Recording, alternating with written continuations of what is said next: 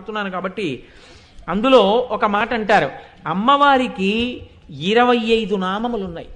లలితా సహస్రనామం చదువుకోవడానికి ఇవాళ నాకు సమయం కుదరలేదనుకుంటే, ఎప్పుడైనా ఏదైనా ప్రయాణం మీద బయలుదేరుతుంటే, ఏదైనా ముఖ్యమైన కార్యం మీద నేను వెడుతున్నాను అనుకుంటే, అమ్మవారి అనుగ్రహం నాకు పూర్ణంగా కలగాలి, లలితా సహస్రం చదివినంతగా నా తల్లి నన్ను కృప చెయ్యాలనుకుంటే 25 నామములు చెప్పాలి అమ్మవారివి, చెప్పి వెళ్ళిపోవాలి. అసలు నేనైతే ఏం చెప్తానంటే, పెళ్లి కూతుర్ని చేస్తారు ఆడపిల్లని పెళ్లి కూతుర్ని చేసినప్పటి నుంచి లలితా సహస్రం పారాయణ చెయ్యాలి. కనీసం తండ్రికి లలితా సహస్రం చేత కాకపోవడం తప్పు, చేత కాకపోతే ఈ 25 నామాలు చెప్పాలి.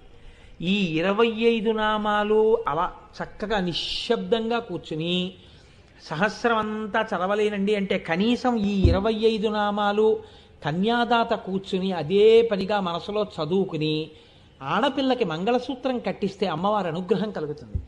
ఈ 25 నామాలు తేలికైన నామాల్ని లలితోపాఖ్యానంలోంచి తీసి ఋషులు మనకు అందించారు. ఈ 25 నామాలు ఎక్కడ చెప్తున్నాడో అక్కడ సహస్రం చెప్పినంత శక్తి మీకు కలుగుతుంది. అంత గొప్ప నామం